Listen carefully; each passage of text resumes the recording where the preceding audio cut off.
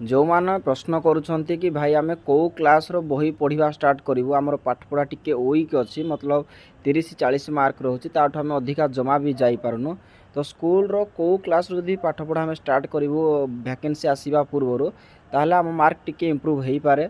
सबू पाठपाई अलग अलग बही की फॉलो करियो। मो स्पेशली फास्ट कहि ग्रामर पार्ट को जदि तुम इंग्लिश ग्रामर तुम जमा भी होनी तुम षष्ठ सप्तम अष्टम नवम और दशम रु बही की पढ़ सप्तम रु दशम जाके पढ़ जदि षष्ठ पर होनी ताले टिके षष्ठ को रिविजन करके आग को बढ़। ओडिया ग्रामर पाई अष्टम नवम दशम बही की फॉलो कर।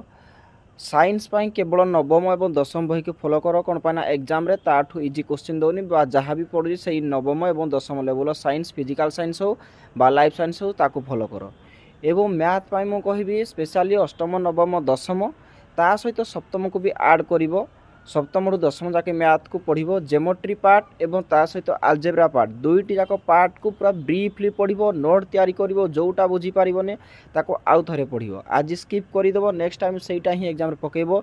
डिस्ट्रिक्ट पुलिस हो बा बाटालियन जॉब हो जी कनेस्टेबल एग्जाम रोचे से फंडामेंटाल्स पचारूँ कौन सी जगार भी फर्मुलार क्रिटिकल मैथ पचारूनी।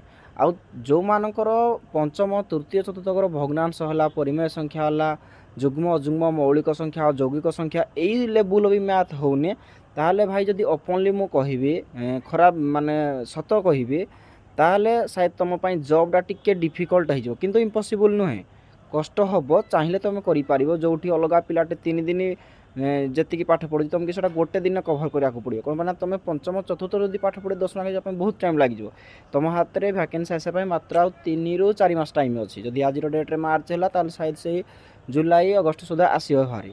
तो बही एतिकी फॉलो कर बही मागिकी आना पढ़ी पार बा जदि बही किनिया भी सामर्थ्य ना ताहले तुम गोटे काम कर ओडिया बुक बोली गोटे आप रोचे से कौन हम टोटाल बही सीरियल पलि आसी से पढ़ी पार।